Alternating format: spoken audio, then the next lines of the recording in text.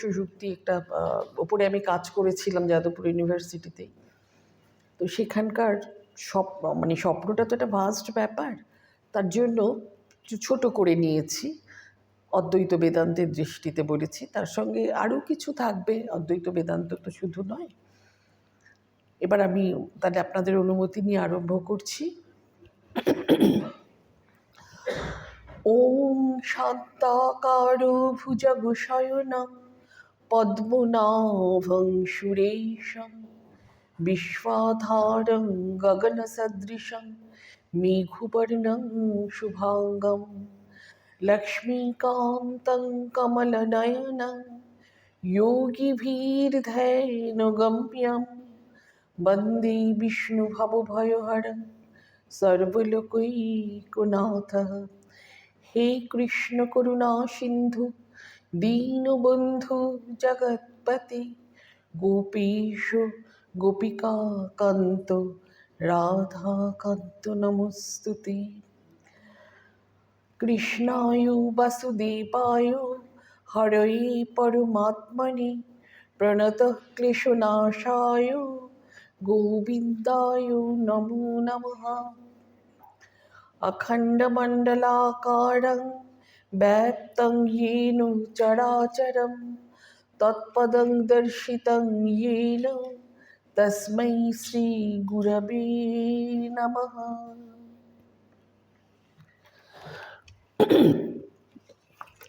স্বপ্ন আমাদের প্রত্যেকেরই সিদ্ধ যে আমরা একটা স্বপ্ন দেখি। এই স্বপ্ন কেন দেখি, কিভাবে দেখি, এইগুলো নিয়ে আমাদের অনেকেরই অনেক রকম সমস্যা থাকে, যে এটা কেমন হলো, বা এক একটা স্বপ্ন এত অদ্ভুত হয়, সেটা দেখে মনে হয় যে এর স্বপ্নটার অর্থ কী। তা এই ধরনের ব্যাপারের মধ্যে হচ্ছে স্বপ্নটা কি, আমাদের শরীরের 3টে স্টেজ আছে। যেরকম জাগ্রত, এখন জেগে আছি, কথাবার্তা বলছি, এটা একটা জাগ্রত। আরেকটা স্টেজ হচ্ছে স্বপ্ন, আরেকটা হচ্ছে সুষুপ্তি। তাহলে সুষুপ্তি স্টেজে কিন্তু স্বপ্নটা আসবে না। স্বপ্ন যেখানে আসে সেখানে মন সক্রিয় থাকে, কিন্তু সুষুপ্তিতে মনও বিলোপ হয়ে যায়, শুধু অজ্ঞান থাকে। সেই জন্য সুষুপ্তিতে ফিরে এসে সে অন্য কিছু বলতে পারে না, বলে আমি ঠিক বুঝতে পারছি না, কিছু মনে নেই, আমি কিছু জানি না, কিন্তু খুব আনন্দে শুয়েছিলাম। কেন সেই সময় সে পরমানন্দের কাছাকাছি চলে যায়, সেই জন্য সে উঠে তার খুব আনন্দ বোধ হয় এবং সে বলে যে আমি খুব আনন্দে শুয়েছিলাম। স্বপ্ন অমর কোষে বলা হয়েছে যে সব ধাতুর নন প্রত্যয় করে স্বপ্ন শব্দ নিষ্পন্ন। সব ধাতুর অর্থ হলো ঘুমের মধ্যে আমাদের যে জ্ঞান হচ্ছে তাকেই বলা হচ্ছে স্বপ্ন। আর কেমব্রিজ ডিকশনারিতে বলা হচ্ছে dream is a train of thoughts and fancies during slip. তাহলে এখনকার যে সাইকোলজিস্ট যারা আমাদের আধুনিক সাইকোলজিস্ট যারা, তারা বলছে dream is a condition being full of action. This action originates in the subconscious stage of mind. এরকম নানান জনে নানান স্বপ্নের ওপরে বলতে থাকলেন। যেহেতু আমাদের অদ্বৈত বেদান্ত নিয়ে কথা বলতে হবে, কাজে অদ্বৈত বেদান্তের একটা ব্যাপার আমরা আগে জেনে নিই, যে সেটা হচ্ছে মূল বেদান্ত হচ্ছে উপনিষদ। মূল বেদান্তকে বলা হচ্ছে উপনিষদ। আর তারপরে ব্রহ্মসূত্র, ন্যায়প্রস্থান, গীতা, স্মৃতিপ্রস্থান, কিন্তু মূল হচ্ছে, সব কিছুর মূল হচ্ছে সেই উপনিষদ। এবং তারপরে কতগুলো প্রকরণ গ্রন্থ। উপনিষদের মধ্যে কেমন আছে, উপনিষদের মধ্যে বেদান্ত রয়েছে উপাসনার সহিত। উপাসনা কেমনভাবে করে তোমার চিত্তশুদ্ধি হবে, তারপরে তোমার মধ্যে এই ব্রহ্মজ্ঞান, আত্মজ্ঞান প্রকাশিত হবে।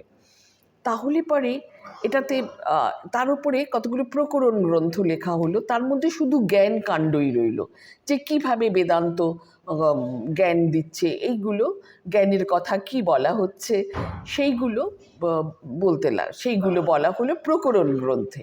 এখন প্রকরণ গ্রন্থ হচ্ছে যেমন শঙ্করাচার্যের তত্ত্ববোধ, আত্মবোধ, বিবেক চূড়ামণি, আবার বিদ্যারণ্য মুনির পঞ্চদশী ইত্যাদি অনেকগুলো রয়েছে। এগুলো প্রকরণ গ্রন্থ, মানে বেদান্তের জ্ঞানীর যে গ্রন্থটা সেটাই কি জ্ঞানীর ভাগ যেখানে, ওটাকে প্রকরণ গ্রন্থ বলা হচ্ছে। আর এই পঞ্চদশীতে, বিদ্যারণ্য মুনির পঞ্চদশীতে, মানে অনেকে বলেন যে বিদ্যারণ্য মুনি নাকি এই নাগা সন্ন্যাসীদের স্রষ্টা, তবে আবার আরেকটা মত আছে যে আমাদের মধুসূদন সরস্বতীও এই নাগা সম্প্রদায়ের স্রষ্টা। যাই হোক, বিদ্যারণ্য মুনি তার পঞ্চদশীতে বলেছেন যে জাগরণ অবস্থায় স্থূল বিষয়ের অনুভব জন্য বিষয়ের সংস্কার যে অবস্থায় সূক্ষ্ম বৃত্তিরূপে মনে উদিত হয় তাই স্বপ্ন। মানে জাগরণ অবস্থায় আমরা যে জিনিসগুলো অনুভব করি সেই বিষয়ে একটা সংস্কার আমাদের মনের মধ্যে ঢুকে যায় এবং এটা সূক্ষ্ম বৃত্তিরূপে থেকে মনে উদিত হয়, তাকেই স্বপ্ন বলে বলা হচ্ছে। আচ্ছা, এখন এটা তো আমাদের কথা, কিন্তু মানে ভীষণভাবে স্বপ্ন বললেই আমাদের যার কথা মনে হয় সেটা হচ্ছে সিগমুন্ড ফ্রয়েড।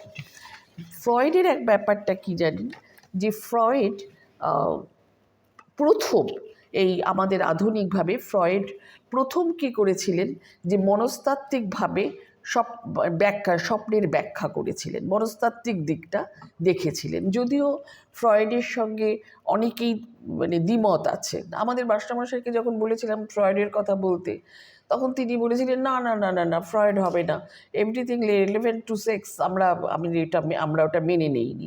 সত্যি সত্যি এটা অনেকে ওনার যে ছাত্র অ্যাডলার তিনিও মেনে নেননি। এখন কিন্তু ফ্রয়েড সাহেব যেগুলো বলেছেন সেগুলোকে একেবারে ফেলে দেওয়া যায় না। তিনি একটা মানে 3টে স্টেজ করে ভাগ করেছেন আমাদের মনটাকে।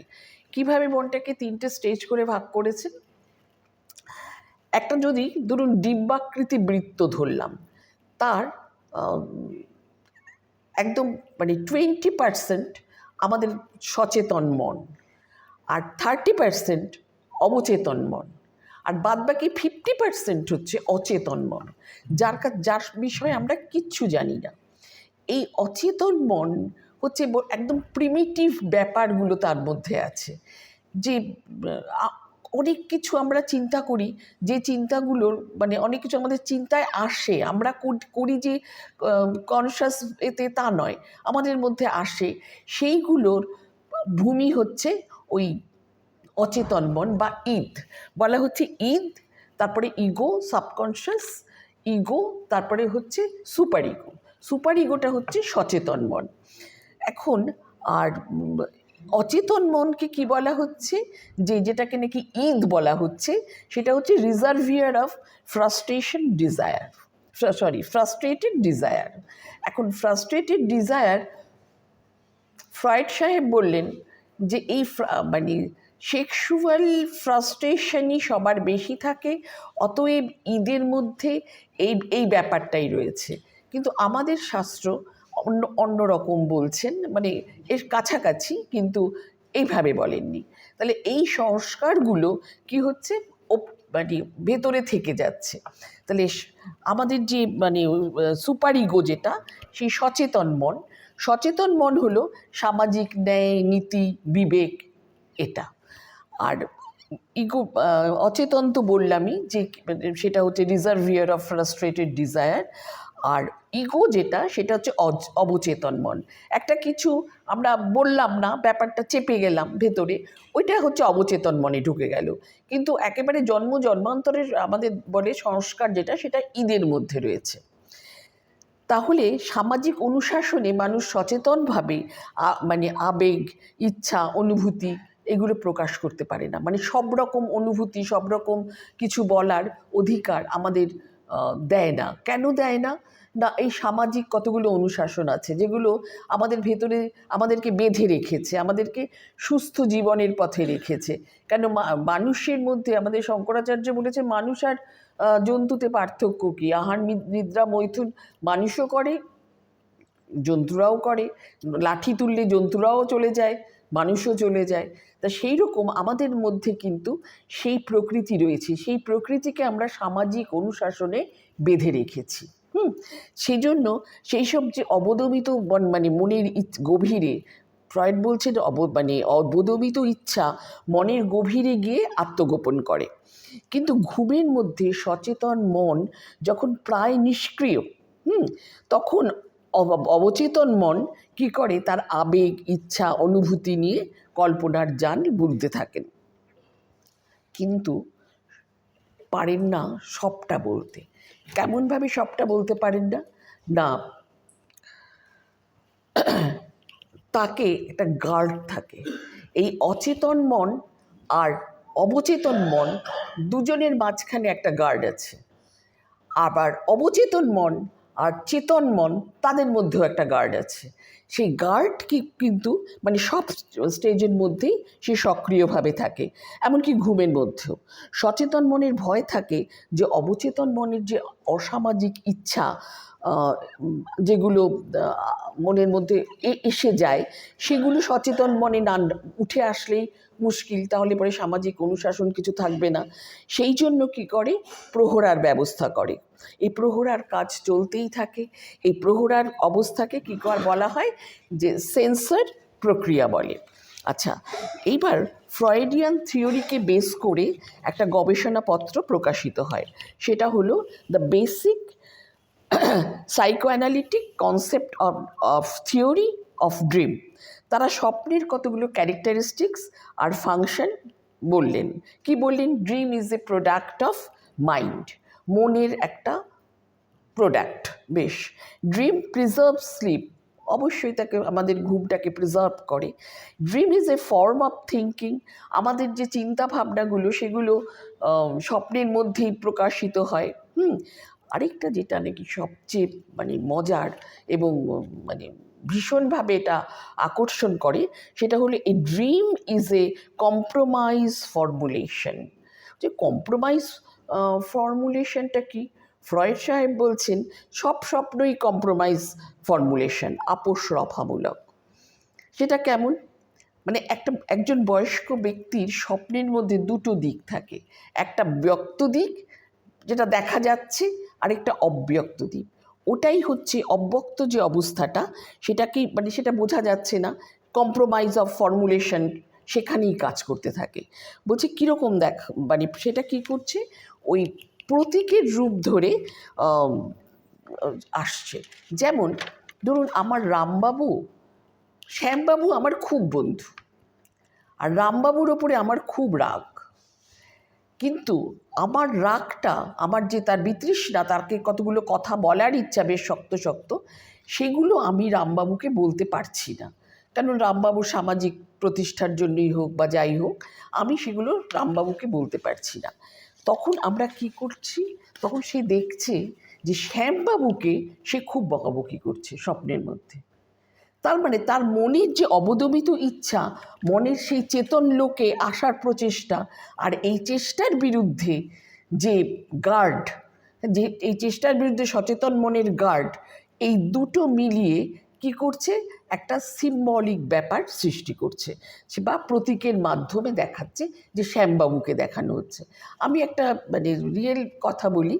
একজন আমাকে প্রশ্ন করলেন, দেখুন আমি স্বপ্ন দেখেছি যে আমার খুব কাছের এক আত্মীয়, আমার নিজের আত্মীয়, সে ভারত সেবাশ্রম সংঘের টেবিলে বসে মাংস খাচ্ছে। এই স্বপ্নের কী অর্থ? তাই এটা বলার পরে আমার মনে হলো যে স্বপ্ন দেখেছেন হবুচন্দ্র ভূপ, অর্থ তারই ভেবে ভেবে গবুচন্দ্র চুপ। আমি এরকম ভাবলাম। আমি তখন বললাম যে এই যে মাংস, তোমার মাংস খাওয়ার ইচ্ছে আছে বা মাংস খাওয়ার কথা হয়েছিল, কোনো কারণে শারীরিক অসুস্থতা বা অন্য কিছুর কারণে তুমি সেখানে মাংস খেতে পারোনি। তার জন্য তুমি দেখছো যে তোমার যে মানে অসুস্থতা, তুমি যে খেতে যেতে পারোনি, সেটা তুমি কিভাবে দেখছো না, নিষিদ্ধ জায়গায়, একটা নিষিদ্ধ জায়গায় বসে তুমি মাংস খাচ্ছ। কেন? তোমার মাংস খাওয়াটা নিষিদ্ধ হয়ে গেছে, সেই জন্য একটা নিষিদ্ধ জায়গায় মাংস খাচ্ছি। আরেকটা কি, তোমার খুব নিকট একজন, মানে তুমি তোমাকে দিয়ে দেখতে পারছো না, কেন? তোমার নিষেধ আছে। তোমার খুব কাছের একজন, সে ওই নিষিদ্ধ কাজটা করছে। তখন সে বলল, হ্যাঁ, আমাদের একটা পিকনিক করার কথা ছিল, এবং পিকনিকে বেশ ভালো ভালো রান্না হবে, মাংস মাছ ইত্যাদি কথা ছিল, খাওয়ার কথা ছিল, কিন্তু আমি অসুস্থতাবশত সেই পিকনিকটা অ্যাটেন্ড করতে যেতে পারিনি। তারপরেই সেই স্বপ্নটা দেখল। তার মানে কিভাবে সচেতন মন, মানে সে যে যেতে পারেনি, তার ইচ্ছা, অবদমিত ইচ্ছা, এইগুলো মিলিয়ে একটা প্রতীক, মানে প্রতীকভাবে তার খুব কাছের জন খাচ্ছে, মানে সে, আর নিষিদ্ধ জায়গায় খাচ্ছে, তার বারণ হয়ে গেছে।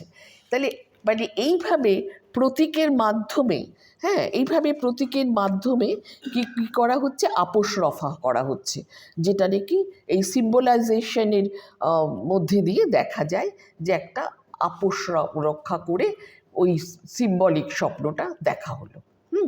আচ্ছা, ফ্রয়েডের আগেই বলেছিলাম যে ফ্রয়েড সাহেবের ছাত্র অ্যাডলার এই মানে ফ্রয়েড সাহেবের থিওরিটাকে মেনে নেননি।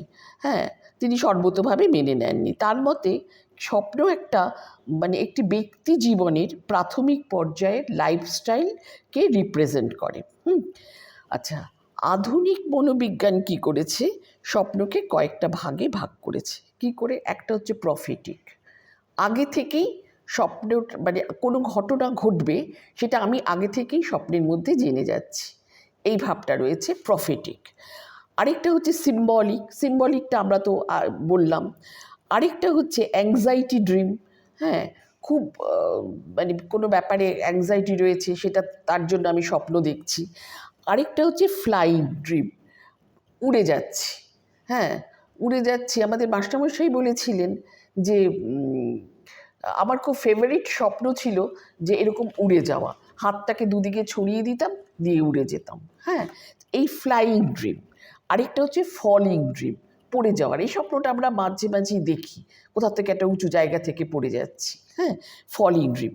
এখন এইগুলো তো হচ্ছে আমাদের পশ্চিম দেশীয় আধুনিক সাইকোলজির কথা, কিন্তু আমাদের শাস্ত্রটা এর সঙ্গে কোথায় কোথায় এই ব্যাপারে, আজকে কত হাজার বৎসরের পুরনো আমাদের এই শাস্ত্র, সেখানে এই যে কথাগুলো তারা এখান থেকে নিয়েছেন, এইগুলো তারা যদি আমাদের মানে কী করলো সাইকো অ্যানালিসিস করে বার করে থাকে, তাহলে পরেও বলা যাবে যে তাইলে পরে তারা আরও বড় অ্যানালিটিক ছিলেন। হ্যাঁ, যে এইভাবে তারা মানে বলতে পেরেছেন।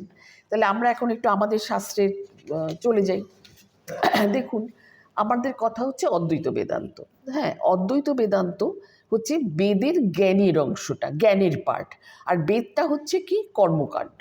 বেদটা কর্মকাণ্ড, মানে সেখানে নানা রকমের যজ্ঞ করা, নানা রকমভাবে মন্ত্রপাঠ করা, নানান রিচুয়ালস, এগুলো মানে কর্মকাণ্ডের মধ্যে রয়েছে। তারপরে জ্ঞানকাণ্ড। আচ্ছা, কর্মকাণ্ডটা কেন রয়েছে? তাহলে জ্ঞান তো, আর জ্ঞানে যখন বলছে জ্ঞান ছাড়া মুক্তি নেই, তাহলে পরে কর্মকাণ্ডটা কেন রইল? বলে দেখো, এই কর্মের মাধ্যমে তোমার চিত্ত শুদ্ধ হবে, সেই শুদ্ধ চিত্তে জ্ঞান প্রতিফলিত হবে। সেই জন্য আমাদের এটা করা, আমরা মানে কর্মকাণ্ডটাকে রেখেছি। তাহলে আমাদের বেদের যেটা রয়েছে, ঋগ্বেদ, যজুর্বেদ, সামবেদ, অথর্ববেদ, 4টে বেদ। তো এখন ঋগ্বেদে দেখা যাচ্ছে যে স্বপ্ন, যে দুঃস্বপ্ন দেখা হচ্ছে, তার জন্য তারা সূর্যের কাছে প্রার্থনা করছে যে আমাদের এই দুঃস্বপ্নের হাত থেকে রক্ষা করুন। তার মানে সেই সময়ও মানে তারা যে ঋষি, তারা যে মন্ত্রদ্রষ্টা, তারাও দুঃস্বপ্ন দেখছে।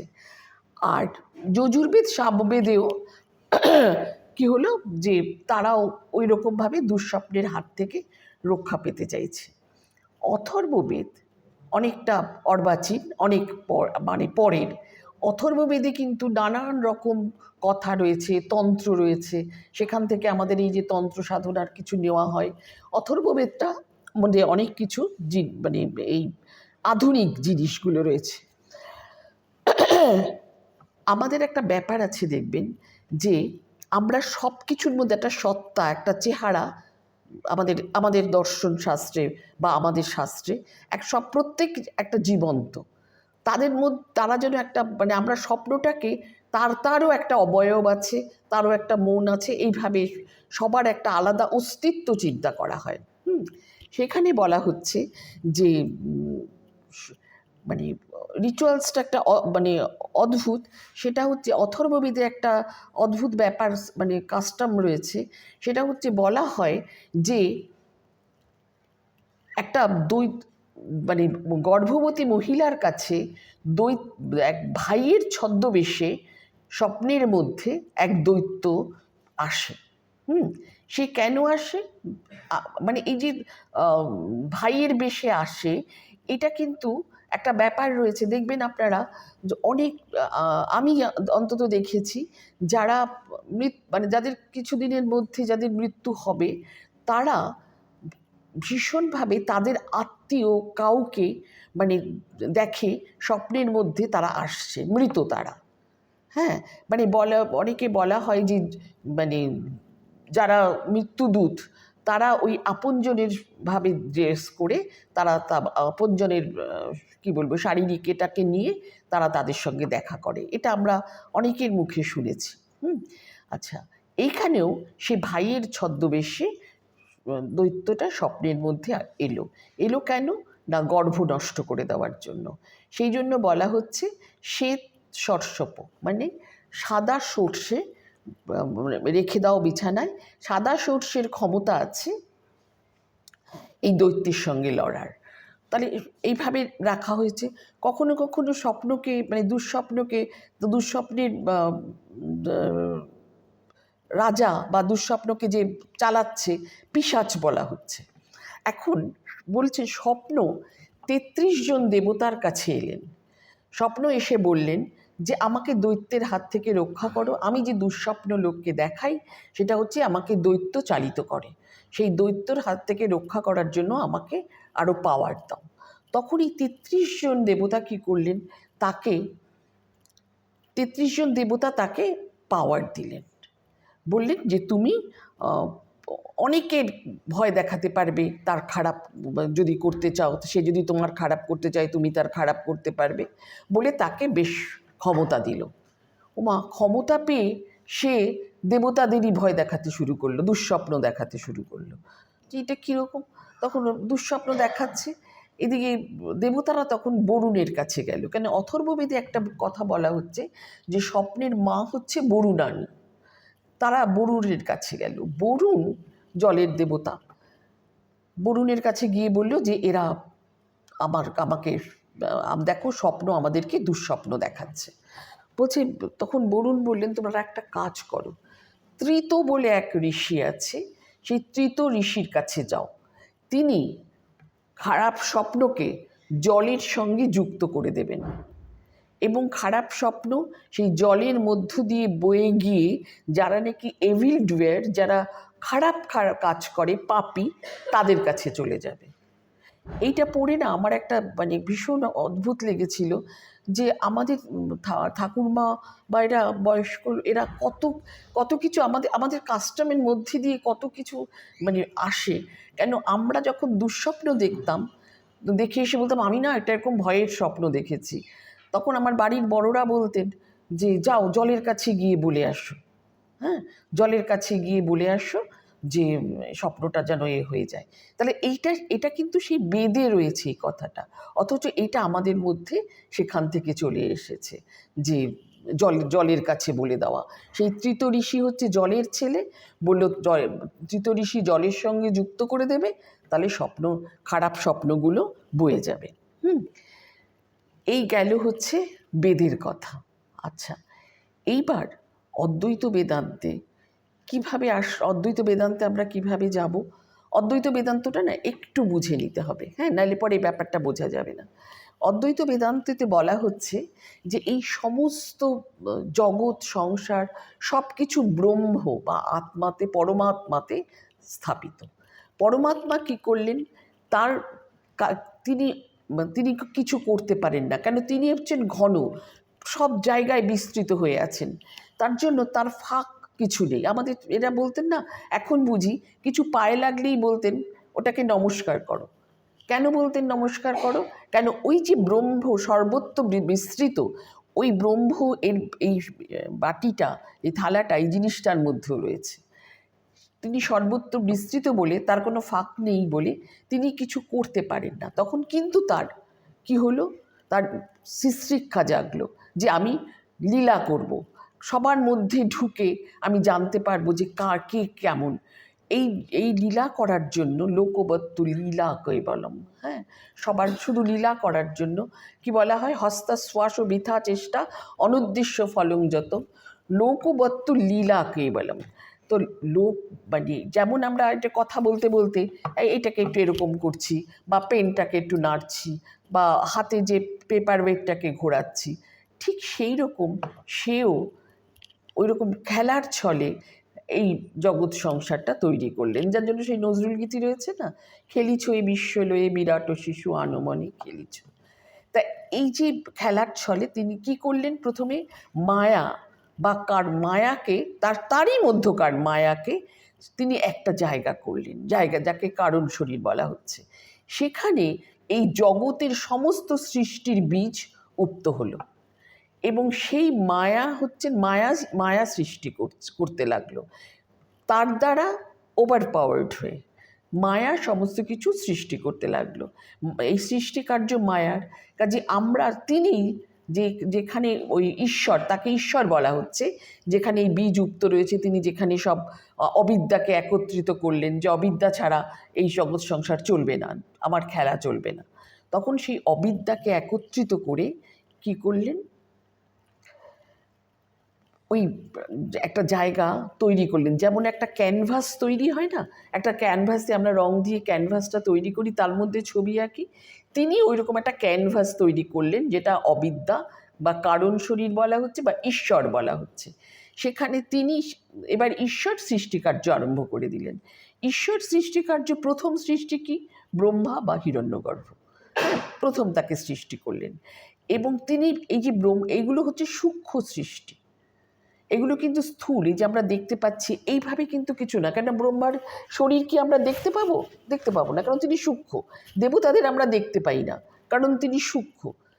যেমন কেউ মানে আমাদের এখানে দেখা যায় না যে আমরা একটা শ্রাদ্ধের শেষে একটা ভাত মানে খাবার দেওয়া হয়, বলা হয় যে খাবারটা দেওয়ার কি অর্থ, বলা হয় তার সে যা যা ভালোবাসতো তাই দিয়ে। কীভাবে বলা হয়, এর যে সূক্ষ্ম অংশ, ভাতের মধ্যেও যে সূক্ষ্ম অংশ, তেজ অংশ, সেই অংশটা ওই সূক্ষ্ম শরীর নেবে, আমাদের এই স্থূল শরীর দিয়ে সূক্ষ্ম হবে না।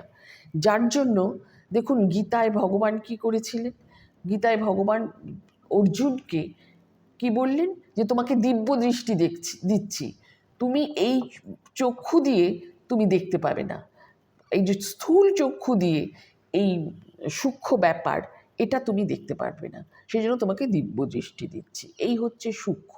এখন সূক্ষ্মটা কি জানেন, ধরুন আমাদের যেমন প্রতিমাতে প্রথমে একটা খড় দিয়ে তৈরি করা হয়, তারপরে মাটির রং প্রলেপ দেওয়া হয়। আমাদের শরীরটাও তাই, প্রথমে সূক্ষ্মভাবে, সূক্ষ্ম দেহ, হ্যাঁ, যেটা দেখা যায় না, অথচ তার মধ্যে সব আছে, সেই সূক্ষ্ম দেহটা আমাদের প্রথম আসে, তারপরে তার মধ্যে এই পঞ্চভূতের প্রলেপ পড়ে। হ্যাঁ, আর এই যে আবাগমন করে, এই যে মানুষ যখন চলে যাচ্ছে, মানুষ আছে কিন্তু যখন চলে যাচ্ছে তার স্থূল দেহটা তো আমরা পুড়িয়ে ফেলছি, তাহলে যে বলছি যে আবার সে এসেছে, তার আবার জন্ম হয়েছে ইত্যাদি, এটা কী করে হলো না, ওই সূক্ষ্ম দেহটা, আত্মার সহিত ওই সূক্ষ্ম দেহটা বেরিয়ে যায়, বেরিয়ে গিয়ে আবার সে ফিরে আসে। আবার কিভাবে ফিরে আসে না, আমাদের আরেকটা জন্মের মধ্যে ওই সূক্ষ্ম দেহটাই আবাগমন করে, আরেকটা জামা পরে নেয়, মানে এই স্থূল শরীরের একটা তৈরি করে। তাতে আমরা কি করি, ফলভোগ করি। কিভাবে ফলভোগ করি এটা আসবে বলে আমি এটা আমাদের পরবর্তীকালে আসবে, সেটার জন্য আগে থেকেই বলে রাখছি। কিভাবে ফলভোগ করি, আমরা এই জীবনে যা যা কাজ করি সমস্ত কিছুর ফল কিন্তু আমরা পাই না। অনেক লোককে দেখি তারা ভীষণ খারাপ কাজ করছে কিন্তু বেশ ভালো আছে। আচ্ছা, ও যে ভালো কাজ করছে এত খারাপ খারাপ, কই তার তো কিছু হলো না। আবার দেখি কেউ খুব ভালো কাজ করেছে সারা জীবন ভর, অথচ সে কষ্ট পাচ্ছে। এটা কেন হচ্ছে? তার কারণ হচ্ছে আমাদের কর্মফল, যে সঞ্চিত কর্মফল, এক জন্মে আমরা সব কিছু আমাদের কর্মফল পাই না, আমাদের সঞ্চয় থাকে। যখন একটা খারাপ ফল দিতে থাকে তখন ভালো ফলকে বলে তুমি ওয়েট করো, আমার খারাপ ফলটা দেওয়া শেষ হয়ে যাক, তারপরে তুমি ভালো ফল দেবে। সেই জন্য তার যে ভালো কাজ করছে তার যে ভালো কাজের ফলটা ওটা কিন্তু জমা রয়েছে। হ্যাঁ, ওটা পরবর্তী জন্মে সে কী হবে, প্রারব্ধ রূপে পাবে। প্রারব্ধ কি না, আরম্ভ হয়েছে, আরম্ভের একটা বিশেষণ, এই কাজটা আরম্ভ হয়েছে। তাহলে এই সঞ্চিত কর্ম থেকে আমাদেরকে কি করা হয়, কয়েকটা কর্ম আমাদেরকে পাঠানো, পুরো একে আমাদের জীবন তার মধ্যে কি হবে না হবে, কখন কি হবে, সমস্ত কিছু একে একদম তৈরি করে, আমি বলি ডাটা ফিক্স করে পাঠানো হচ্ছে। ডাটা ফিক্স করে পাঠানো হচ্ছে এবং আমাদের জীবনে পরের পর আমরা অনেক বুদ্ধি করি, অনেক কিছু করি, হয় না, কিচ্ছু হয় না। ওই যেগুলো ফল আমাদেরকে আসে সেইগুলোকে আমাদের ভোগ করতে হয়। যেমন শ্রীকৃষ্ণ কি বলেছিলেন অর্জুনকে একাদশ অধ্যায়ে, ময়ৈব নিহত্যৈব সর্বম নিমিত্ত মাত্রম ভবসব্যসাচী। আমি সবাইকে হত্যা করে রেখেছি, দেখো কে কে মরবে, কে কে বাঁচবে, সমস্ত কিছু আগের থেকে হয়ে আছে, তুমি নিমিত্ত মাত্র হও। সেরকম আমরাও নিমিত্ত মাত্র, জানেন। ওই আমাদের সমস্ত কিছু হয়ে আছে, আমরা কখন ভালো ফল পাবো, কখন খারাপ ফল পাবো, এগুলো সমস্ত কিছু নির্দিষ্ট হয়ে আছে। এটাকে প্রারব্ধ বা অদৃষ্ট বলা হচ্ছে। এই অদৃষ্ট কথাটা আমাদের আবার আসবে। এখন সূক্ষ্ম শরীর কি, সাবিত্রী সত্যবানের যে কথোপকথন, সেটাতে পড়লে দেখতে পাবেন যে সেখানে বলা হচ্ছে যমরাজ এসে সত্যবানের সূক্ষ্ম শরীরকে নিয়ে যাচ্ছে। সূক্ষ্ম শরীরটা কি, একটা বৃদ্ধাঙ্গুলের মতো। এটা আমাদের উপনিষদে বলা হচ্ছে যে দহর পুণ্ডরীকে, আমাদের হৃদয়ের মধ্যে বাম অলিন্দে স্বচ্ছ সূক্ষ্ম এক অঙ্গুষ্ঠ পরিমাণ আত্মা ওখানে বিরাজ করছেন, সূক্ষ্ম জিনিসের সূক্ষ্ম শরীর ওটা বিরাজ করছেন। তাহলে কিভাবে আমাদের যে ইন্দ্রিয়, জ্ঞানেন্দ্রিয়, কর্মেন্দ্রিয়, এগুলো সব কিন্তু সূক্ষ্মভাবে আছে, তারপরে এরা স্থূলভাবে প্রকাশিত হচ্ছে। আগে সূক্ষ্মভাবে তার প্রকাশ, তারপরে স্থূলভাব হবে। আচ্ছা, এবার কি বলা হচ্ছে সূক্ষ্ম শরীর কি, অনেক জায়গায় সূক্ষ্ম শরীরের কথা বলা হচ্ছে, কিন্তু আমাদের বিবেক চূড়ামণিতে শঙ্করাচার্য বলেছেন কি, বাগাদি পঞ্চ, শ্রবণাদি পঞ্চ, প্রাণাদি পঞ্চাভ্র মুখানি পঞ্চ, বুদ্ধাদ্য অবিদ্যাপি চ কামকর্মণি পূর্যষ্টকং সূক্ষ্ম শরীরম মাহু। পাঁচটা কর্মেন্দ্রিয় কি, হাত, পা, পানি, পাদ, হ্যাঁ, বাক 3, উপস্থ, পায়ু, এগুলো হচ্ছে কর্মেন্দ্রিয়। পাঁচটা কর্মেন্দ্রিয়, পাঁচটা জ্ঞানেন্দ্রিয়। হ্যাঁ, পাঁচটা জ্ঞানেন্দ্রিয়, চক্ষু, কর্ণ, নাসিকা, জিহ্বা, ত্বক, পাঁচটা জ্ঞানেন্দ্রিয়। আর কি রয়েছে, পাঁচটা প্রাণ, অপান, উদান, ব্যান, সমান। আমাদের যে প্রাণবায়ুর মধ্যে এই পাঁচটা বায়ু, কিন্তু এক একটা বায়ু এক একটা কাজ করে আমাদের শরীরের মধ্যে। আচ্ছা, তাহলে সূক্ষ্ম শরীরের মধ্যে এগুলো রয়েছে, পাঁচটা প্রাণ, পাঁচটা কর্মেন্দ্রিয়, পাঁচটা জ্ঞানেন্দ্রিয়, আর কি অন্তঃকরণ, 4টে অন্তঃকরণ। আমরা অন্তঃকরণ বলতে এক মনকে বুঝি না, মন, বুদ্ধি, চিত্ত, অহংকার, এই 4টে নিয়ে হচ্ছে আমাদের মন বলি বা অন্তঃকরণ। আরেকটা কি, এই অন্তঃকরণ, আরেকটা হচ্ছে অবিদ্যা, আর কাম, বাসনা, কর্মণি। অবিদ্যা কি, অবিদ্যার ফলে, অবিদ্যা হচ্ছে মায়া, মায়ার ফলে আমরা যেটা নেই, যেটা অনিত্য, সেটাকে নিত্য বলে ভাবছি। এটা হচ্ছে অবিদ্যা। আমরা সবাই অবিদ্যার মধ্যে আছি। তার জন্য আমাদের মধ্যে যিনি রয়েছেন চিৎস্বরূপ আত্মা, আমরা তার কাছে যেতে পারছি না। কেন? অবিদ্যা আমাদেরকে আটকে রেখেছে। আমরা বলছি যে ধুর, কি আবার ভেতরে যাব, এই তো খাচ্ছি পড়ছি ঘুরছি বেড়াচ্ছি, এই তো দিব্যি আছি। হ্যাঁ, কিন্তু তার এটা বলছে যারা এই আত্মবিদ্যাকে না জেনে সংসার ছাড়ছে, তারা খুব কৃপণ। যাজ্ঞবল্ক্য বলছে তাদের মানে বারবার করে এই দুঃখময় সংসারে, মৃত্যুময় সংসারে আসতে হবে। এই তো উনি একটু আগে বলছিলেন যে আমাদের এখন যা অবস্থা, খালি মৃত্যু সংবাদ আসছে। এই দুঃখগুলো আমাদেরকে বইতে হবে একটা সময়, তাই না? সব কিছু মানে আমাদের নিজেদের ক্ষমতা থাকবে না, আমরা নিজেরা চলাফেরা করতে পারবো না, আমাদের জ্বর আসবে। এই কষ্ট দুঃখগুলো আমাদের বইতে হবে বারবার করে। কেন না? আত্মজ্ঞান না থাকার জন্য, তাই তো? এই আর কি ব্যাপার এটা? আর ওই সূক্ষ্ম শরীরের মধ্যে থাকে বাসনা। হ্যাঁ, বাসনা এবং কর্মফল, এইগুলো নিয়ে তৈরি হয় সূক্ষ্ম শরীর। তাহলে বাসনাযুক্ত মানে সূক্ষ্ম শরীর বা কী করে? বাসনাযুক্ত কর্মফল ভোগকারী হয়। বা স্বপ্নাবস্থায়, আচ্ছা এইটা কি আমাদের মনে হয়? আমি শুয়ে আছি, আমার হাত পা সমস্ত কিছু চলছে না, চারিপাশে অন্ধকার, চারপাশে অন্ধকার, তার মধ্যে স্বপ্নে আমি দিব্যি হাঁটছি, চলছি, কথা বলছি, খাচ্ছি, ঝগড়া করছি, সবই করছি, সেখানে আলোও আছে, অন্ধকারের মধ্যেও নেই। এটা কি করে সম্ভব হয়? এইটা নিয়ে এই ব্যাপারটা নিয়ে কিন্তু পাশ্চাত্যরা ভাবেনি, এটা আমাদের ভাবনা। তাহলে ওটা কি করে স্বপ্ন হয়? না, স্বপ্ন অবস্থায় কি করে? স্বপ্ন অবস্থায় ওই মন কার্যকরী হয়, মন কার্যকরী হয়। আর কি করছে? সূক্ষ্ম শরীরকে এই জন্য তৈজস বলছে, তেজ রূপ। তাহলে তখন বাহ্য কারণ শূন্য হয়ে নিজের রূপে প্রকাশিত হয়। কে প্রকাশিত হয়? সূক্ষ্ম শরীর বা তৈজস শরীর। হ্যাঁ, তাহলে পরে মান্ডুক্য উপনিষদে বলা হয়েছে যে স্বপ্ন সময়ে জীব সূক্ষ্ম ভোক্তা হয়ে থাকে। এই উপনিষদ ভাষ্যে শঙ্করাচার্যও বলেছেন যে কি বলা হচ্ছে, জাগ্রত অবস্থায় আমরা যেই জ্ঞান আহরণ করি সেটা সংস্কার রূপে মনে থেকে যায়। হ্যাঁ, সেইটা অবিদ্যা, কামনা, কর্মের দ্বারা চালিত হয়ে আঁকা ছবির মতো, জাগ্রতের মতো আবার প্রতীয়মান হয়। তাহলে বলা যায় বাসনাময় বিষয়ের বহিরিন্দ্রিয় ছাড়াই যে ভোগাবস্থা, তাকে স্বপ্ন বলা হচ্ছে। কেন? বাইরের ইন্দ্রিয়রা তখন কাজ করছে না। তাহলে ইন্দ্রিয়গুলোর ক্ষমতা কোথায় আছে? সূক্ষ্ম শরীরে। তখন সূক্ষ্ম শরীর কাজ করছে। সেই জন্য দেখা যাচ্ছে আমরা হাঁটছি, যেখানে রথ নেই, বৃহদারণ্যক উপনিষদে বলছে যে স্বপ্নের মধ্যে যেখানে রথ নেই সেখানে রথ দেখাচ্ছে, যেখানে পথ নেই সেখানে পথ দেখাচ্ছে। এটা কি করে সম্ভব হচ্ছে? বলা হচ্ছে তখন সূক্ষ্ম শরীর কার্যকর হচ্ছে। সে তো স্থূল শরীরের যখন জাগ্রত অবস্থায় তখন সে থাকে ভেতরে, সে ভেতরে থেকে আলো দেয়, আমাদের এই স্থূল শরীরকে চালায়।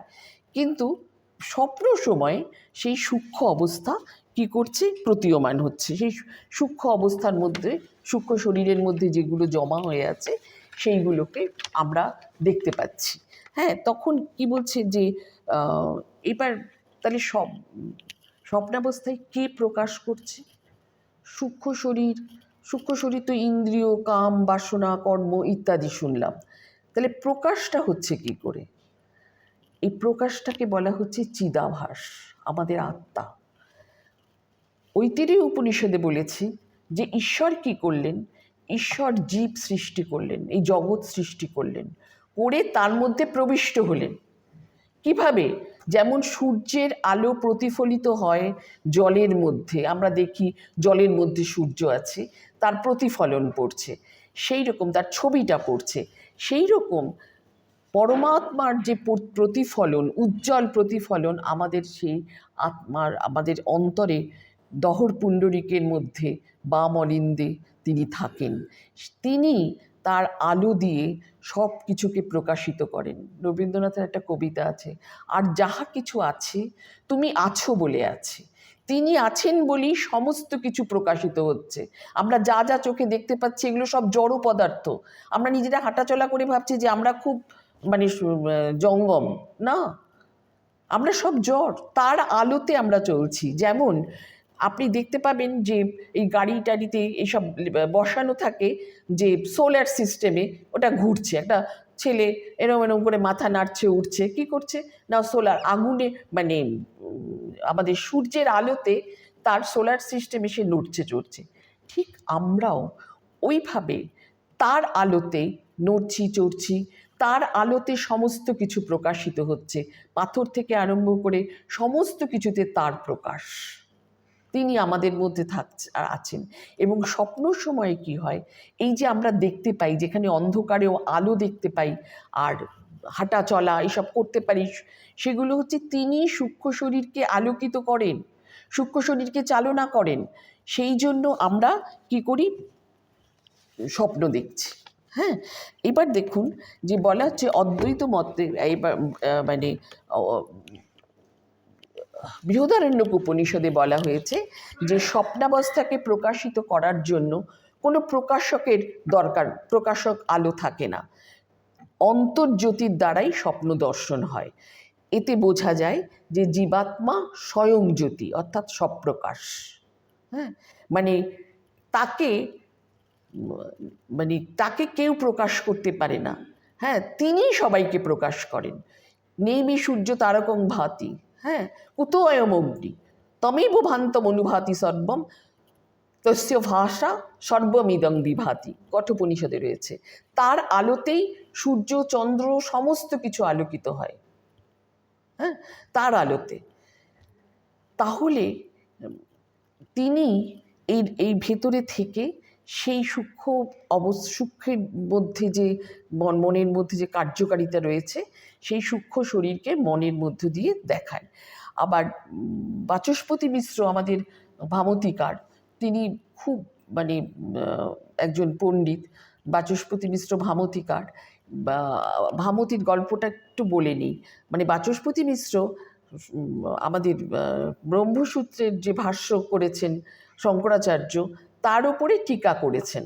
তা তিনি, তখনকার দিনে তো রাজারা পৃষ্ঠপোষক থাকতো, রাজারা মানে তুমি নিশ্চিন্ত হয়ে এটা লেখো, আমি তোমার সংসারের যা ভার আমি তোমাকে দিয়ে দিচ্ছি। তো বাচস্পতি মিশ্র এইটা রাজার কথা শুনে লিখতে শুরু করলেন। তো একটা মানে একজন আসেন, আলো দিয়ে যান, একজন তার উনি এটা তুলে একটা টাকা মুদ্রা তার হাতে দেন, সে নিয়ে চলে যায়। আর আবার রাত সন্ধ্যা হলে আলো দিয়ে দেন। কে আসে কে যায় বাচস্পতি মিশ্রের কোনো খেয়ালই নেই। যখন এটা লেখা শেষ হচ্ছে, তখন বাচস্পতি মিশ্র বলছেন যে একটু একটু ধাতস্থ হয়েছেন, একটু বাইরের দিকে এসেছেন, মনটা ঠিক হয়েছে। তখন দেখছেন যে একজন বয়স্কা বৃদ্ধা মহিলা আলো দিচ্ছে। তখন তিনি তাকে বলছেন, কে মা তুমি? তখন তিনি কেঁদে ফেলেছেন। ইনি হচ্ছেন বাচস্পতি মিশ্রের স্ত্রী। অল্প বয়সে যে বিয়ে করেছিলেন সেটা তিনি ভুলেই গেছেন। সারা জীবনভর এইভাবে তিনি কাটিয়েছেন, স্বামী সঙ্গ বর্জিত হয়ে। তারপরে তখন তিনি বললেন যে আমি আর তো কিছু করতে পারবো না, এর তো কোনো নেই, কাজে আমি তোমার নামে এই টিকার নাম করে যাব ভামতী, তুমি চিরকাল সবার মুখে থাকবে। সেই ভামতিকার বাচস্পতি মিশ্র বলেছেন যে স্বপ্নটা হচ্ছে স্মৃতি বিভ্রম। আমরা আমাদের বাবা মা বন্ধু এসবের কথা চিন্তা করি, তাই আমরা দেখি। কিন্তু এটা কি সত্যি? আমরা তো এমন অনেককে দেখি যাদের আমরা চিনি না। সে কোথা থেকে দেখি, মানে এই জন্মে চিনি না, তাহলে পরে তাদের আমরা কোথা থেকে দেখি? তো অদ্বৈত মতে বলা হচ্ছে স্বপ্ন মিথ্যা, তথাপি স্বপ্ন লক্ষণ জাগতিক সত্যের সূচনা করে। স্বপ্নের অনেক সময় আমরা জাগতিকভাবে মানে সত্য হয় আগে দেখে ফেললাম, তারপরে দেখলাম সেই স্বপ্নটা ফলে গেছে। আচার্য শঙ্কর তার ব্রহ্মসূত্র ভাষ্যে বলেছেন, স্বপ্ন ভবিষ্যতের শুভ অশুভের সূচনা করে। ছান্দোগ্য উপনিষদে বলা হয়েছে যে যদা কর্মসু কামেষু স্ত্রিয়ং স্বপ্নেষু পশ্যতি সমৃদ্ধিং তত্র জানিয়া তস্মিন স্বপ্ন নিদর্শনে। মানে উপনিষদগুলো পর্যন্ত বলছেন যে কাম কর্ম এই সমস্ত করার সময় মানে স্বপ্নে যদি তুমি কোনো সুন্দরী স্ত্রীলোক দেখো, তাহলে জানবে যে তোমার বাসনা পূর্ণ হবে, তোমার কর্মটা ঠিক হবে, হয়ে যাবে, এইটা এটা জানবে। হ্যাঁ, তারপরে আর শঙ্করাচার্য আরও বলেছেন যে কৃষ্ণবর্ণ কালো পুরুষ বা তার কালো দাঁত, হ্যাঁ, তাকে মারতে আসছে, এরকম স্বপ্ন যদি কেউ দেখে তাহলে বোঝা হবে যে তার মৃত্যু আসন্ন। তার আবার আবার বলা হচ্ছে যে হাতিতে আরোহণ স্বপ্ন ঐশ্বর্যদায়ক। মানে কিভাবে স্বপ্ন ভবিষ্যৎ এই শুভ অশুভের সূচনা করে, বলা হচ্ছে অদৃষ্টের ফলে। এর আগে আমি একটা বললাম যে কি করে অদৃষ্ট আমাদের প্রারব্ধ, সেটা মানে তাকে অদৃষ্ট বলা হচ্ছে, বলছে অদৃষ্টের ফলে তা সম্ভব হয়। অদৃষ্ট সকল কিছুর, সকল কর্মের হেতু হচ্ছে অদৃষ্ট। অদৃষ্ট ওই প্রারব্ধ ফল, ওই অনুযায়ী আমাদের সমস্ত কর্ম হবে, ওই সংস্কার। যেমন ঈদের মধ্যে বলা হচ্ছে যে ঈদের মধ্যে এক প্রিমিটিভ ব্যাপার রয়েছে যেটা আমরা জানি না। আমাদের শাস্ত্র সেই কথাটাই বলছে যে তোমার জন্মান্তরের সংস্কার তোমার মনের মধ্যে এক জায়গায় রয়েছে, সেই সংস্কার অনুযায়ী তোমার স্বভাব সব কিছু তৈরি হবে, এবং সেই সংস্কারটা স্বপ্নের মধ্যে অনেক সময় উঠে আসে। হ্যাঁ, সেই জন্য বলা হচ্ছে যে অদৃষ্ট ছাড়া কোনো কার্য সংঘটিত হতে পারে না। এই অদৃষ্ট যখন ফলনমুখ হয়, মানে এরপরে এই কাজটা হবে, সব তো সাজানো আছে, এবার এই কাজটা হবে, এইরকম যখন ব্যাপারটা আসে, ফলনমুখ হয়, তখন আমরা যেই স্বপ্নের মধ্য দিয়ে মানে সূক্ষ্ম ভোগ সাধারণত মনে হয়, সেই জন্য স্থূল ভোগের আগেই অদৃষ্টের কার্যকারিতা মনে প্রকাশিত হয়। আর মনে প্রকাশিত হওয়া মানে মন রাজা কোথায়? স্বপ্নে। মন একেবারে সেখানে তার জায়গা, সেই জন্য স্বপ্নে কি করে সেই আগেই ধরা পড়ে সেই সূক্ষ্ম মানে অভিব্যক্তি। হ্যাঁ, এটা মানে সূক্ষ্ম অভিব্যক্তি আগে থেকেই ধরা পড়ে। কেন কি? যে বুদ্ধি কি করে জাগ্রতকালীন নানা বাসনার সাহায্যে বুদ্ধিতে, আর এই যে চিৎ স্বরূপতা, এই যে চিদাত্মা আমরা বললাম, চিদাভাস মানে ঈশ্বরের যে প্রতিফলন, হ্যাঁ, পরমাত্মার যে প্রতিফলন, যাকে আমরা আত্মা বলছি, আমাদের মধ্যকার আত্মা, এই পরমাত্মার প্রতিফলন কোথায় পড়ে? বুদ্ধিতে। বুদ্ধি হচ্ছে সবচেয়ে সূক্ষ্ম, সেজন্য বুদ্ধিতে পড়ে। এই বুদ্ধি হচ্ছে, এই বুদ্ধিকে অন্তঃকরণ বলা হচ্ছে। এই বুদ্ধি নিজেই জাগ্রতকালী নানা বাসনার সাহায্যে কর্তা কর্ম করণ এইসব ভাব প্রাপ্ত হয়ে প্রকাশ পায়। আর কিভাবে না, আত্মজ্যোতির সঙ্গে সে যুক্ত হয়ে আত্মজ্যোতি তাকে দিয়ে এই স্বপ্ন কাজটা করায়। আচ্ছা, এইবার শারীরিক অবস্থাও যে স্বপ্নের ওপরে প্রভাব বিস্তার করে তা আচার্য প্রশস্তপাদের ভাষ্যে এবং আয়ুর্বেদে স্বীকার করা হয়েছে। আচার্য প্রশস্তপাদকে বৈশেষিক দর্শনের আচার্য, হ্যাঁ, বৈশেষিক দর্শনের আচার্য। আচ্ছা, এবার আচার্য প্রশস্তপাদের ভাষ্যে কি বলা হচ্ছে যে বাইরের ইন্দ্রিয়গুলোকে বন্ধ রেখে মন যখন হৃদয়ের মধ্যে নিশ্চলভাবে অবস্থান করে, এই অবস্থায় আত্মমনসংযোগ হেতু সংস্কারের সাহায্যে, আত্মা আর মনের সংযোগ হেতু সংস্কারের সাহায্যে স্বপ্নজ্ঞান উৎপন্ন হয়। আচার্য প্রশস্তপাদের মতে তিনভাবে স্বপ্ন উদ্ভব হয়, তিন রকমভাবে স্বপ্নের উদ্ভব হয়। কিভাবে? সংস্কার পটুত্বজনিত, মানে যেটা বললাম সংস্কার, আর আধুনিক যে সাইকোলজিতে বলা হচ্ছে যেটা ঈদ, হ্যাঁ, তাহলে মানে বলছে সংস্কার পটুত্বজনিত, ধাতু দোষজনিত, অদৃষ্টজনিত। আচ্ছা, সংস্কারটা কি? আমি জন্মান্তরে যেরকম জীবনটা কাটিয়েছি সেইগুলো আমার মধ্যে সেগুলো তো আর কোথাও যায় না। সেগুলো যেমন ফিজিক্স বলে যে কোনো কিছুই নষ্ট হয় না, সেগুলোও কিন্তু এসের মধ্যে থেকে যায়, সেগুলো স্ফিয়ারে থেকে যায়। সেই সংস্কারগুলো আমার সূক্ষ্ম শরীরে আছে। সূক্ষ্ম শরীর যখন আরেকটা শরীর পেল, তখন দেখা গেল সেই সংস্কারগুলো কাজ করছে। একটা মানে দেখবেন যে যে কোনো জিনিস, বাচ্চা হলো, সে মায়ের দুধ খেতে শুরু করে দিল, হ্যাঁ, কি করে সেটা মানে সম্ভব হয়। বাঁদরের বাচ্চা যখন হয় উঠেই সে ডাল ধরে ঝুলতে থাকে।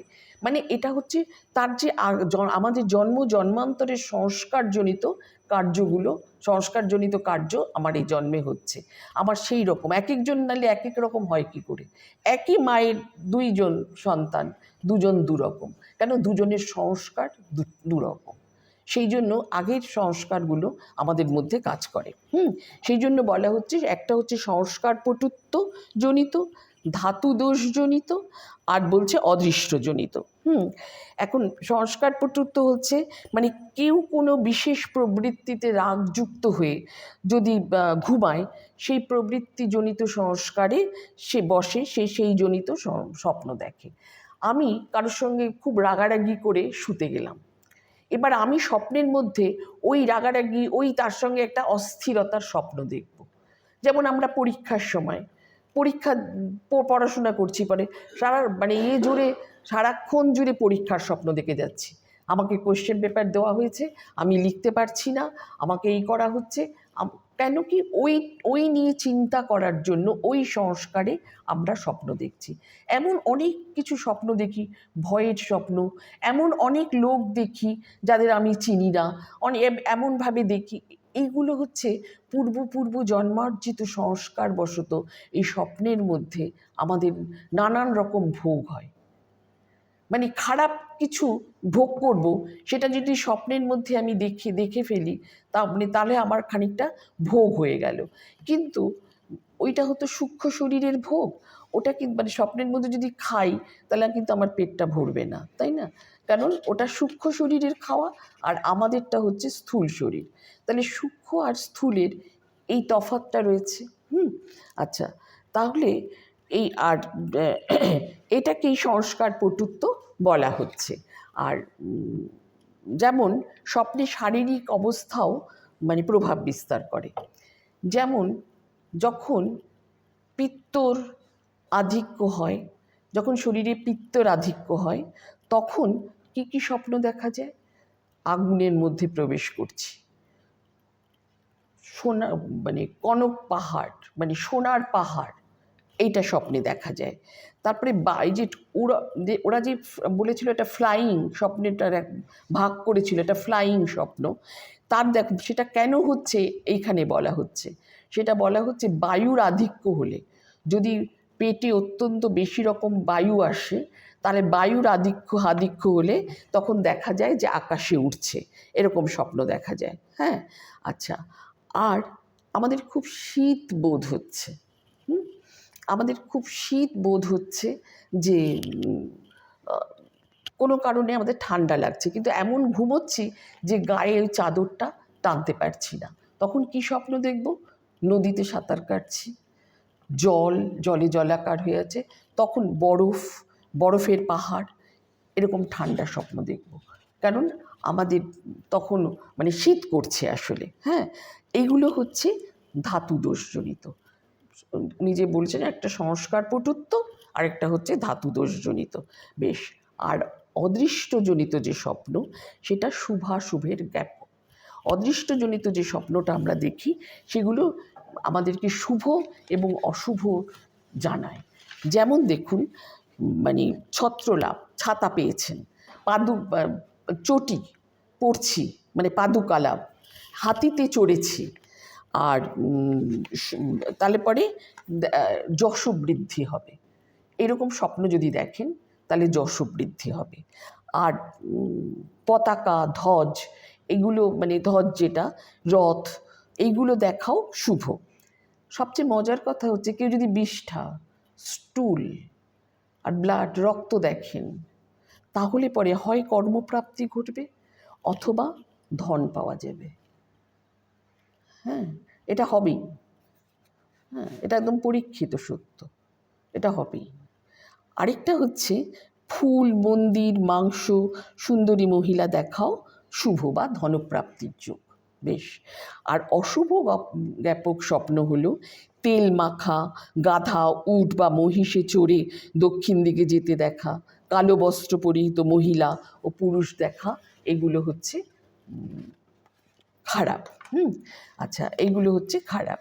এইবার ব্রহ্মবৈবর্ত পুরাণে ভগবান শ্রীকৃষ্ণ বলছেন যে খারাপ স্বপ্ন দেখলে নারায়ণ অথবা বিষ্ণু নাম স্মরণ করতে। এটা আমাদেরকে বলাই হয়েছিল যে দুঃস্বপ্নে স্মর গোবিন্দ, হ্যাঁ, সে গোবিন্দ নাম স্মরণ করতে হবে। বিপদী মধুসূদন শয়নে পদ্মনাভঞ্চ বিপদী মধুসূদন। আচ্ছা, অথবা 1000 বার গায়ত্রী জপ করতে হবে, করলে এই দুঃস্বপ্নের খারাপ প্রভাব কেটে যায়। আর একটা জিনিস বলে এটাকে শেষ করব, সেটা হচ্ছে আমাদের যে পাশ্চাত্য দেশের যে সাইকোলজিস্টরা একটা বলেছিলেন যে টেলিপ্যাথিক স্বপ্ন। এই টেলিপ্যাথিক স্বপ্নটা কি? দেখুন, রামায়ণে বলা হচ্ছে যে দশরথ যখন মারা যাচ্ছে, হ্যাঁ, দশরথ যখন মারা যাচ্ছে তখন দশরথ কিন্তু রামের কথা ভাবছেন, ভরতের কথা একদম ভাবছেন না। তিনি রামের কথা ভাবতে ভাবতে মারা গেলেন, কিন্তু ভরত কিন্তু সে বিষয়ে কিছু জানতে পারল না। তারপরে দেখা গেল 5 জন দূতকে পাঠানো হয়েছে অযোধ্যা থেকে ভরতকে নিয়ে আসার জন্য। তো 5 জন দূত এসে কেকয় রাজ্যে যখন প্রবেশ করলেন রাত্রিবেলা, তারা কিন্তু সমানে ভাবছে যে ভরতকে কিভাবে এই খবরটা দেব, তারা সবসময় ভরতের চিন্তা করছে। সেজন্য বাল্মীকি খুব স্পষ্টভাবে লিখলেন, ওই দূতেরা যেদিনকে ওই কেকয় রাজ্যে প্রবেশ করলো, সেই দিন ভরত স্বপ্ন দেখছে যে দশরথ একটা উঁচু পাহাড় থেকে একটা গোবরপূর্ণ একটা পুকুরের মধ্যে পড়ে গেছে। তার মধ্যে আবার দেখছেন যে না, দশরথ সেখান থেকে উঠে একটা তেল আলা পুকুরের মধ্যে গিয়ে গায়ে তেল মাখছেন, তেল খাচ্ছেন। হ্যাঁ, তারপরে তার চুল একদম এলোমেলো হওয়া, এরকম সাংঘাতিকভাবে সে যাচ্ছে এবং একটা কি বলে লোহার রথে চড়ে একজন লাল কাপড় পরিহিত একজন বিশাল দেহী লোক তাকে গাধায় টানা রথে করে নিয়ে যাচ্ছে দক্ষিণ দিকে। এই গাধা, মহিষ, উট এরা যদি দক্ষিণ দিকে এরকম দেখা যায় যে যাচ্ছে, তাহলে পরে সেই স্বপ্নটা অবশ্যভাবে খারাপ, আয়ুর ক্ষয় সূচনা করে। হ্যাঁ, তারপরে দেখলেন যে চাঁদ মাটিতে পড়ে গেছে, পৃথিবী সশব্দে ফেটে গেল। হ্যাঁ, এইরকম স্বপ্ন দেখার পরে ভরত উঠে তার কাছের লোকদের বললেন যে হয় আমি, নয় রাম, নয় লক্ষ্মণ, নয় আমার পিতা দশরথ, তাদের মৃত্যু হবে, নাইলে আমি এই স্বপ্ন কেন দেখলাম। তারপরেই তিনি দূতেদের কাছ থেকে জানতে পারলেন যে দশরথ মারা গেছে। তাহলে এই স্বপ্নটাকে বলা হচ্ছে টেলিপ্যাথিক স্বপ্ন। কেন, ওই দূতেরা যা চিন্তা করেছিলেন সেইগুলো ভরতের মনে একটা প্রভাব ফেলেছে, তার জন্য সে এটা দেখতে পেল। আর এরকম একটা মহাভারতেও রয়েছে যে দ্বৈতবনে যখন নাকি যুধিষ্ঠির রয়েছেন দ্বৈতবনে, তখন একদিন যুধিষ্ঠির স্বপ্ন দেখছেন যে কৃষ্ণসার হরিণ তারা এসে যুধিষ্ঠির কাছে পা উঁচু করে বলছে যে আমাদের রক্ষা করুন, আপনারা এই বনে আসার পর থেকে এমন আমাদের শিকার হচ্ছে যে আমাদের কয়েকজন মাত্র জীবিত আছে আমাদের এই প্রজাতিকে টেনে নেওয়ার জন্য, আপনারা শেষ হয়ে যাব, আপনি আমাদের রক্ষা করুন। এইটা দেখে যুধিষ্ঠিরের ঘুম ভেঙে গেল। হ্যাঁ, তখন যুধিষ্ঠির বললেন আমরা আর এই বনে থাকবো না, দ্বৈত বনে ছিলেন, আমরা কাম্যক বনে চলে যাচ্ছি। হ্যাঁ, হরিণকে আশ্বস্ত করলেন ঠিক আছে, এটা আমি দেখব। তারপরে যুধিষ্ঠির নিলেন যে আমি চলে যাচ্ছি। এটাকেও আমরা টেলিপ্যাথিক স্বপ্ন বলতে পারি, কারণ হরিণরা এইভাবে ভাবছিল, সেই ভাবনাটা যুধিষ্ঠিরকে প্রভাবিত করেছিল। এটাই হচ্ছে টেলিপ্যাথিক স্বপ্ন, যেটা নাকি ওয়েস্টার্ন সাইকোলজিতে বলা হয়েছে। আমাদের সেইটাই হচ্ছে টেলিপ্যাথিক স্বপ্নর একটা আমাদের শাস্ত্রেও ঠিক এইভাবে টেলিপ্যাথিক স্বপ্নটা কিন্তু বলা আছে।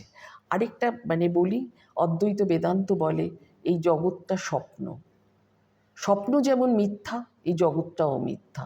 বলছে কিভাবে মিথ্যা? সব কিছু দেখছি, ছুটছি। বলছে না, এটা অনিত্য। তিনি সৃষ্টি করেছেন লীলার জন্য, যেদিন তার মনে হবে সেদিন এটাকে তার মধ্যে ঢুকিয়ে নেবেন, এটা অনিত্য। হ্যাঁ, এই জগৎটা স্বপ্নের মতো, যেমন জাগলে আর স্বপ্নের সত্যতা থাকে না, তেমন যখন আপনার আত্মজ্ঞান হবে তখন আর এই জগৎটা আপনার থাকবে না। কেন ছোটোবেলায় দেখুন না, আমরা কিরকম পাল্টে যাই। ছোটোবেলায় যে হাসি কান্না ঝগড়া, এখন সেগুলো হাস্যকর মনে হয়। মা, এর জন্য হেসেছিলাম, এর জন্য রেগেছিলাম। হ্যাঁ, সেই রকম যখন আমাদের আত্মজ্ঞান হবে তখন আমরা দেখব যা নিয়ে আমরা ঘোরাঘুরি করছি, যা নিয়ে আমরা মারামারি করছি, যেটাকে আমরা আঁকড়ে ধরতে চাইছি, প্রকৃতপক্ষে সেটা কিচ্ছু নেই।